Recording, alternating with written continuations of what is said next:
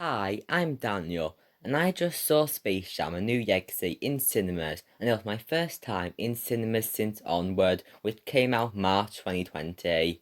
It felt really nostalgic going back, and to be honest, I prefer watching at home, because there is a pause button, you can see how long it's yet, and you aren't with a yard group with potentially annoying people. Bigger screen was nice.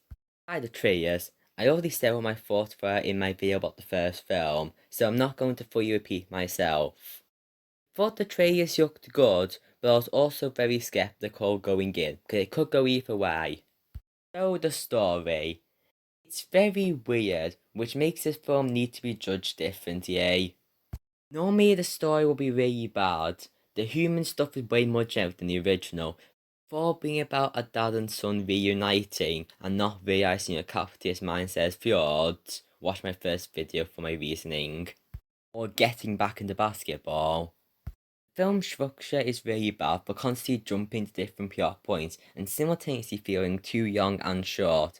And considering how the Goon Squad are built up so much, the second half of the game is really hard to buy, in a way even worse than the original. So many conveniences and forced conflict that it would completely ruin any normal movie, but luckily it's not a normal movie. The relies mostly on being really fun, and it manages to work a lot of the time at accomplishing this goal. It doesn't have logic to the film, and that is what makes the film really entertaining. However, I still wish this film took itself less seriously, because a lot of the emotional moments feel extremely fake and forced. Can't diverge from a normal film too much, so it has to add some cliches. And it's not even subtly emotional moments like the first film did. In terms of how New Legacy ties to Space Jam, there are three moments where there's a fourth wall joke about it happening before, but it's more of a remake than a sequel, which is a good choice in my opinion. The story is quite similar, but it is different enough to not be a rip-off in any sort of way. As for the characters, LeBron James is a fine character, but nothing more. Michael Jordan was way better at having a superior arc and being more likable.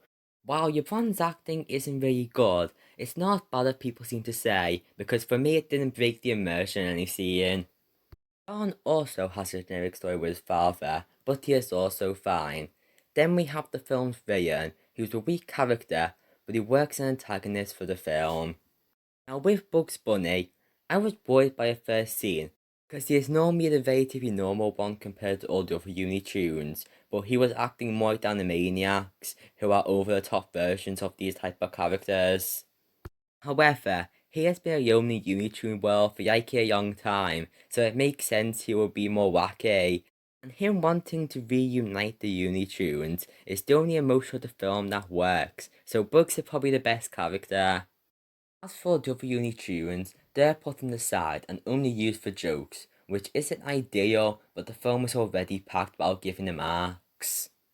I guess Yo-Yo Bunny's a slight improvement, and the whole controversy around her redesign was honestly pointless, but she doesn't get much attention after her first scene. Also, does anyone know who the red thing is? By the trailers, I thought he was a non-toon on the team, but apparently he was there in the past. The film skipped the scene where Bugs found him in a Warner Brother world, which makes it more confusing. Speaking of the world, this is a massive Warner Brothers crossover. Loads of characters appearing both as Easter eggs in the background and some getting speaking roles. This is a nice touch and is made for people who analyse every frame to see how many characters are in the background. It's not just popular movies, there's characters from the underrated gem Smallfoot, which people barely talk about despite it being a recent film. Proper references which aren't stuck in the background are okay, because the scenes don't drag on and it manages to be understandable for the people who don't get the references. The comedy is mostly funny and resembles the style of Looney Tunes comedy, but changes things up. It's only about 35% a Looney Tunes film, which makes sense because the films are called Space Jam, not Looney Tunes Play Basketball or something like that. This film is very modern, and on one hand the original is very 90s, but it still holds up, while I highly doubt this will. A lot of the jokes about recent films aren't funny in my opinion, mainly because I'm in the middle of the two age groups it's targeting. The worst joke is the Porky Rat bit, which comes out of nowhere and yet to be pauses a scene. I think being in a cinema makes me realize that a large amount of people find these jokes funny, which helps give perspective despite how much I dislike the comedy. Overall, the film has average comedy, but the highs and lows are very high and low.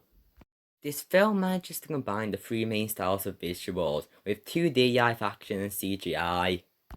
2D animation is great for being similar to, but an upgrade of usual television animation. Seeing it on the big screen was cool, considering how rare modern 2D animated films get put in cinemas. CGI live action blending is good at being a middle ground to the recent Tom and Jerry movie, which didn't blend with live action well, and usual hybrids that makes the characters too realistic looking. Looney Tunes CGI form still looks like the 2D forms, which is what makes the visuals amazing for being very unique. In conclusion, I will give Space Jam: A New Legacy a 7 out of 10, and the pen's recommendation. It was close to an 8, but I decided to knock it down for how flawed this is, when an 8 out of 10 is associated with being a solid movie. The recommendation, I'd say to know what this movie is. If it sounds interesting, then give it a watch with your expectations. It's a good job I stopped ranking the initial impression here. I will know where to put it. New Legacy is massively worse than Space Jam because the first is a genuinely good film, while this really isn't. However, in just entertainment value, A New Legacy matches Space Jam. I find it enjoyable, but I completely understand the lot of negative reception, and I won't really defend it like I do with Sponge on the Run. The end.